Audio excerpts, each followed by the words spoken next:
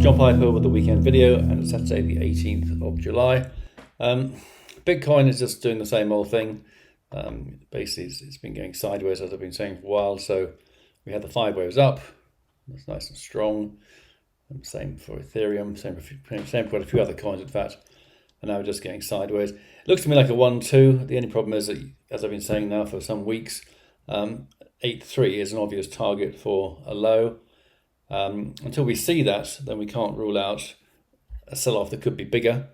I still think it needs more to the downside, really, but in terms of time, of course, it's almost spot on the money. Sorry, the rally started mid-March, and it went through until end of May, so that's 6 weeks or so. We've now had about 6 weeks or so of, is that right? March, April, May. Sorry, more than that. No, it's about 12 weeks up and about 6 weeks down. So in terms of time, it's on the money. It's not on the money in terms of price, but maybe we're just going to blip up. It's not impossible we're going to do that. So have a look at the much shorter term. Look at the 5-day chart, which is normally a 5-minute chart, I think. Yes, 5 minutes.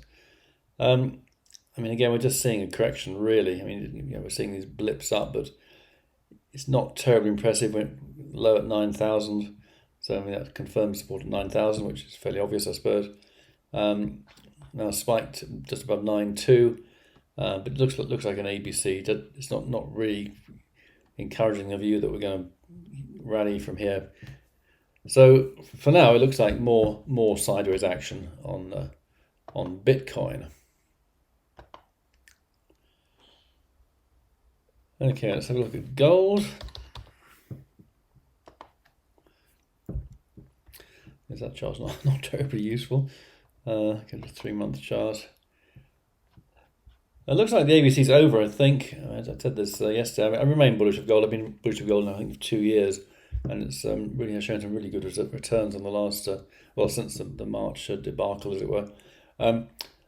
Looking good to go higher. We need to break it, obviously, above around 1820 odd, but looking pretty solid on gold at the moment. Silver's also taken off, looking much stronger now.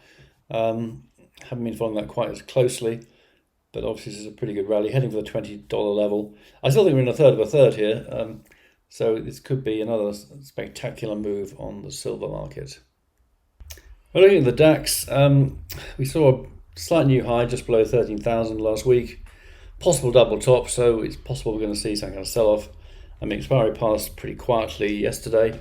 That's the July options expiry, but it could be a sell-off. This looks like an ABC. It's made new highs, of course. I'm going to get this right. A, B, C up to there, but certainly I'm looking out for a sell-off and trading that if we get some kind of signal on it. But we can't rule out a move to new highs. Also, really depends what the market decides to do. A very different pattern on the FTSE with 5 waves down. Pretty weak rally. Failed here. Again, I can't say it looks very impulsive, but it's not impossible a peak is coming of some importance. And again, I look next week, but the chart patterns are really not terribly helpful at the moment, as I've been saying for a while now. The Dow is a variation on the same theme, really. One down there, maybe an A. ABC. It looks more negative than the DAX, mainly because the DAX has made new highs. But again, we've got a fairly wishy-washy decline here.